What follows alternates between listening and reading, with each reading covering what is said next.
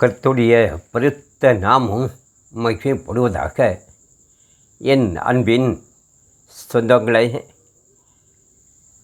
நாம் தொழுது கொள்ளும் கிறிஸ்து இயேசுவின் இனிய நாமத்தினாலேயே என் வாழ்த்தலை உங்களுக்கு கூறிக்கொள்கிறேன். இந்த வேளையில் உங்களோடு பகிர்ந்து கொள்கிற சுவிசேஷம், அந்த சுவிசேஷம் எங்கெல்லாம் கடந்து சென்றதோ அங்கே அவர்கள் சந்தோஷமடைந்தார்கள். கிறிஸ்துவை இயேசுவை பற்றி வசனம் எங்கெல்லாம் கடந்து சென்றதோ அதை ஏற்றுக்கொண்டவர்கள் சந்தோஷமடைந்தார்கள். எங்கெல்லாம் இந்த கிறிஸ்து இயேசுவினுடைய சுவிசேஷ நற்செய்தி கடந்து தெரிகிறதோ அதை ஒருமனப்பட்டு அந்த வார்த்தைக்கு நேராக தங்களை ஒப்பு கொடுத்தார்களோ அவர்கள் அநேகரில் இருந்த பிசாசுகள் விலகி ஓடினது. முடவர்கள் சப்பானிகள் எழுந்து நடந்தார்கள். இந்த அதிசயம், அற்புதம் எப்படி நடந்தது? கிறிஸ்து இயேசுவின் நற்செய்தியை யார் ஒருமனப்பட்டு அந்த வார்த்தைக்கு தங்களை ஒப்பு கொடுத்தார்களோ அவர்களுக்குள்ளாக இருந்த பிசாசு வெளியேறிவிட்டது. இந்த வார்த்தையை அவர்களுக்கு ஏற்றுக்கொண்ட நேரத்திலேயே இந்த வார்த்தையாகிய சத்தியமாகிய ஆண்டவர் கிறிஸ்து இயேசு அவர்களுக்குள்ளாக புகுந்த வேளையிலே, அவர்களுக்குள்ளாக பிரவேசித்த வேளையிலே உள்ளுக்க இருந்த பிசாசானவன் வெளியே ஓடிட்டான். நோயாளிகள், பணியாளர்கள், முடவர்கள், சப்பானிகள் அவர்கள் எழுந்து நடந்தார்கள், சந்தோஷப்படுத்தினார்கள் தேவனுடைய நாமத்தை. எப்படி? எதனாலே? சுவிசேஷம் நற்செய்தி அவர்கள் மத்தியை கடந்து சென்றபடியினால் மாத்திரமே. இன்று சென்னை பட்டணத்திலே இருக்கின்ற ஒரு சகோதரன், தமிழகத்தின் தென்பகுதியிலேயே கன்னியாகுமரியிலே இருக்கிற ஒரு சகோதரன், அவர்கள் இருவரும் பேசுகின்ற, வெளிப்படுத்துகின்ற காரியங்கள் ஜனங்கள் மீட்கப்படுவதற்குண்டான காரியமாக சுவிசேஷமும் நற்செய்தி அவர்களிடத்திலிருந்து வெளிப்படுகிறதாக. அவர்களை குற்றப்படுத்துவது என்னுடைய காரியம் அல்ல, தேவனுடைய சமூகம். ஆனால் ஜனங்களிடத்தில் எதை கொண்டு சேர்க்க வேண்டும்? நமக்கு அவர் கொடுத்திருக்கிற கனமான இந்த பணி என்னது என்பதை அறியாமல் பரிசுத்த வேதகாமத்துக்கு இல்லாத புறம்பான வார்த்தைகளை பெரிதாக மர்மம் என்றும், அதிசயம் என்றும், அற்புதம் என்றும் இவர்களால் எங்கே சுவிசேஷத்தை ஜனங்கள் மத்தியிலே கொண்டு சேர்க்க முடியும்? சேர்ப்பார்கள் எங்கே ஜனங்கள் தங்கள் ஒருமனப்பட்டு அதற்குள்ளாக ஒப்பு கொடுத்து விடுதலை பெற்றுக்கொள்வார்கள். எங்கே பாருங்கள், அப்போஸ்தலர் எழுதின நிருபம் 8வது அதிகாரத்திலே, இப்பொழுதே இந்த பரிசுத்த வேதகாமத்திலே அப்போஸ்தலராக இருக்கிற பவுல் அக்காலத்திலே சவுலாக இருந்தார். அந்த சவுல்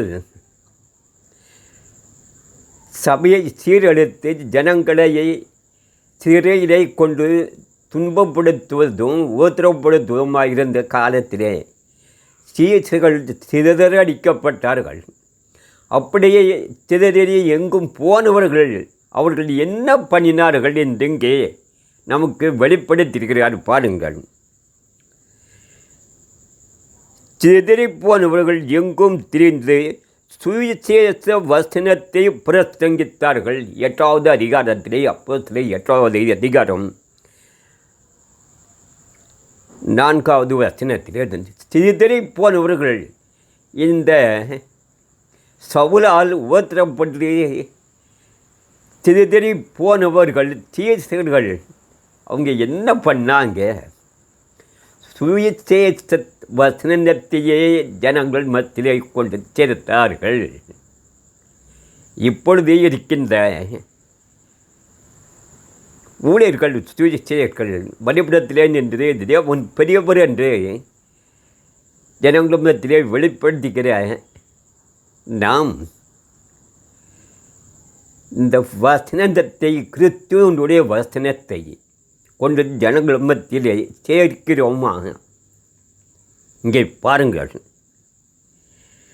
அப்பொழுது பிலிப் என்பவன் சமாரியாவில் உள்ள ஒரு பட்டணத்திற்கு போய் அங்குள்ளவர்களுக்கு கிறிஸ்துவை குறித்து பிரசங்கித்தான். அந்த பிலிப் என்பவன் சமாரியாவில் உள்ள ஒரு பட்டணத்திற்கு போய் யாரை பற்றி பிரசங்கித்தான்? கிறிஸ்துவை பற்றி. நீங்கள் பாவம் சாபம் அதிலிருந்து விடுதலை பெற வேண்டுமானால், உங்கள் நோயும் பிணியும் விலக வேண்டுமானால், உங்களுக்குள்ளாயிருக்கிற பிசாசு உங்களை விட்டு வெளியேறி செல்ல வேண்டுமானால், நான் பிரசங்கிக்கிற கிறிஸ்து இயேசுவை ஏற்றுக்கொள்ளுங்கள். இதை போன்றவங்க பிரசங்கிக்காங்களா? தன்னை பெருமைப்படுத்தி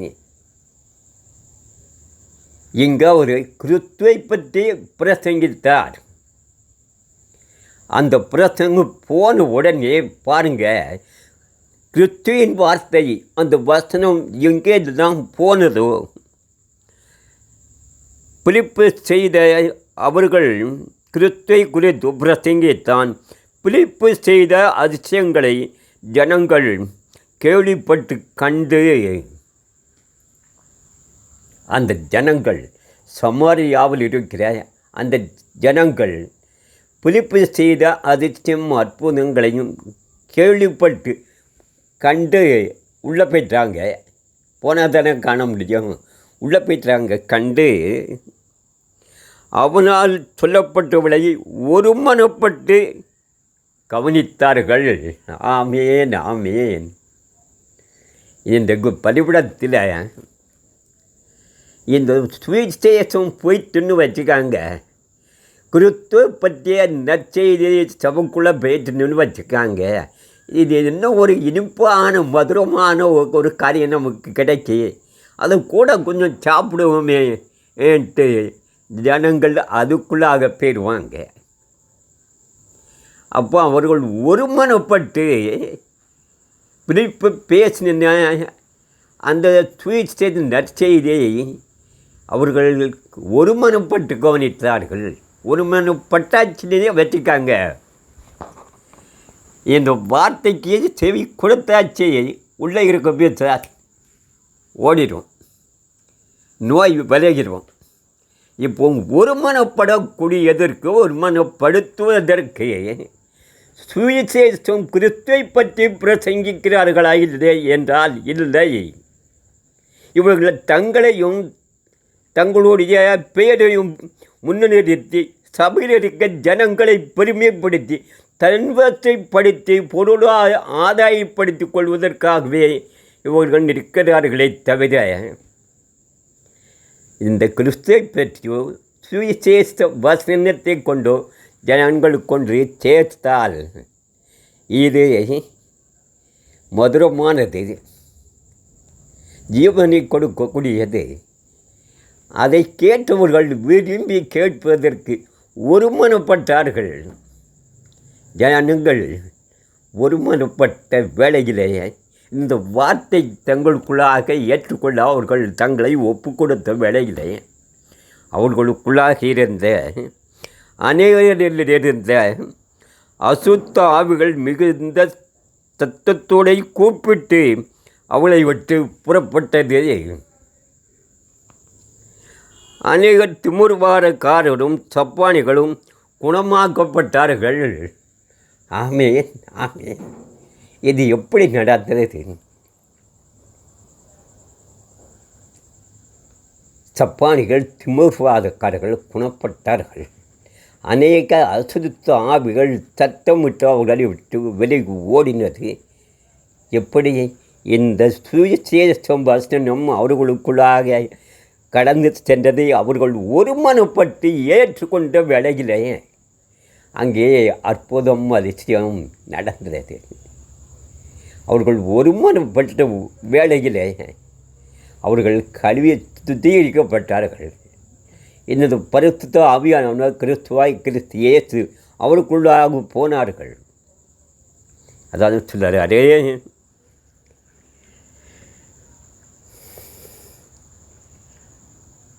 அவர்கள் பட்டணத்திலே மிகுந்த சந்தோஷம் உண்டாயிற்று. யார் வார்த்தை ஏற்றுக்கொள்ள ஒருமனப்பட்டு முழங்கால்களை முடங்குகிறார்களோ, தலைகளை தாழ்த்துகிறார்களோ, சுவிசேஷ வசனத்தை ஜனங்கள் மத்தியிலே கிறிஸ்துவனுடைய நற்செய்தியை ஜனங்கள் மத்தியிலே கொண்டு சேர்க்கிறார்களோ, அதை ஒருமனப்பட்டு யாரெல்லாம் கேட்கிறார்களோ அவர்கள் சந்தோஷமடைவார்கள். யார் சந்தோஷமடைந்தால் யாருடைய இருதயம் கொழுந்துவிட்டு எரிந்தது. ஆண்டவராய் கிறிஸ்து இயேசு உயிர்த்தெழுந்து அவர் போகிற வேளையிலே 2 பேர் அந்த அவருடைய மரண செய்தியை பற்றி அவர்கள் சம்பாஷித்து கொண்டு வழிநடந்து போகையிலே கிறிஸ்து இயேசு அவர்களோடு கடந்து சென்று அவர்களை பற்றி வினாவி அவருடைய காரியத்தை வெளிப்படுத்தி கொண்டு போய் எத்தனை வரும் அவர்களை விட்டு பிரிந்து போகின்ற பொழுது அதுக்கு பிறகு அவங்க கண்கள் திறக்கப்படுது. நம்மளோடு ஒரு நேரம் பேசிக்கொண்டு அந்த வார்த்தை கேட்ட உடனே நம் இருதயம் கொழுந்து விட்டு எரியவில்லையா? வார்த்தை உள்ள போயிட்டு இயேசு உள்ள போயிட்டாரு.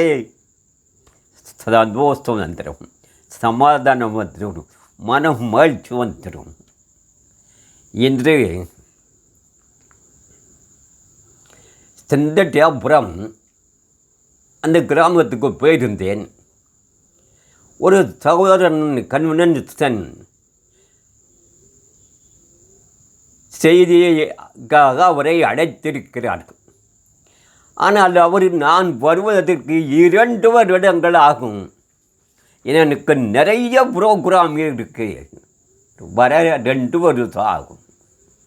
ஆனால் தேவனை என்னென்று சொல்லுதாரு, நீங்கள் ஒருமனப்பட்டு என்னை தேடுவீர்களே, ஆனால் நான் அங்கே வருவேன், உங்கள் கண்ணீரை துடைப்பேன், உங்கள் நிர்வாணத்தை மூடுவேன், உங்கள் பசியை மாற்றுவேன், உங்கள் ஜீவப்பம் ஜீவ தண்ணீர் நான் உங்களுக்குள்ளாக ஊறிக்கொண்டே இருப்பேன்.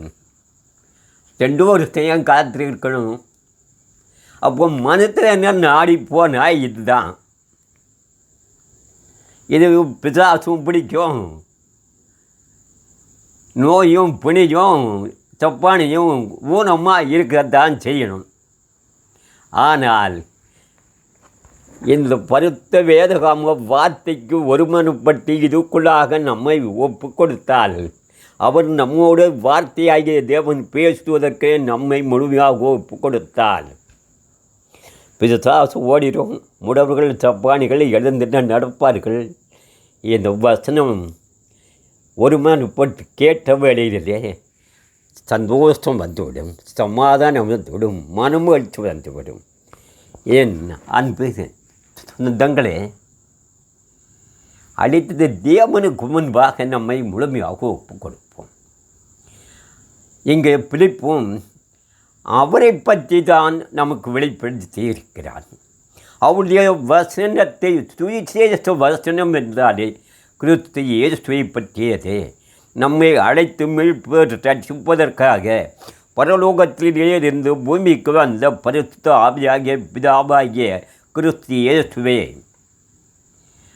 அவருடைய வசனம் சுவிசேஷமாக நம் மத்தியிலே வரும்போது அவரை நாம் ஏற்றுக்கொண்டால் அவருக்கு முன்பாக ஒரு சம்பளத்தை உரிச்சி காலையில் எழுந்து கரங்களை கூப்பி அவரை தேடினா அங்கே வருவார். இவங்க ஒருமனப்பட்டு தேடின உடனே ஒருமனப்பட்ட வேலையிலே உள்ளுக்கே இருக்க விசாசி சத்தமிட்டு அலறி அடித்து ஓடிட்டு முடவர்கள் தப்பானிகள் எழுந்து நடந்தார்கள். அந்த பட்டணத்திலே அந்த கிராமத்திலே இருந்த ஜனங்கள் இதை பார்த்து தேவனை மகிழ்ப்படுத்தி பெரிய சந்தோஷமடைந்தார்கள். நாமும் சந்தோஷமடைய வேண்டுமானால் இந்த உலக மனிதர்கள் நம் சகோதரருடைய வழிகளிலேயே நாம் பின்பற்றி செல்லாமல் நம் கரங்களிலே நம் தேவனை இருக்கிறார். இவருடைய வார்த்தைக்கு ஒருமனப்பட்டு அந்த சுயசேஷம் நற்செய்தியாக கிறிஸ்து இயேசுவை ஏற்றுக்கொண்டு ஒருமனப்பட்டு அவருக்கு முன்பாக தலைகளை தாழ்த்தி முழங்கால்களை முடங்கி கட்டளை கற்பனை பயந்து நடுங்கின நாள் நமக்குள்ளாக இருக்கின்ற பிசாசானவன் சத்தமிட்டு ஓடிவிடுவான். நமக்குள்ளாக நோய் புனிகள் வெளியிடு. அதை கண்டு நாமும் நம்மோடு ஆராதிக்கிற அனைவரும் சந்தோஷப்பட்டு கழிவிடுவோம். ஆமேன் ஆமேன். வார்த்தைக்குள்ளாக சுவிசேஷம் வசனத்துக்குள்ளாக கிறிஸ்துவை பற்றிய பிரசங்கத்துக்கு நேராக நம் அனைவரும் ஒப்பு கொடுப்போம். சமாதானம் காணுவோம். பரிசுத்தவான் பந்திலே பங்கு பெற நம் தலையிலிருந்து தாழ்த்துவோம். ஆமேன் ஆமேன்.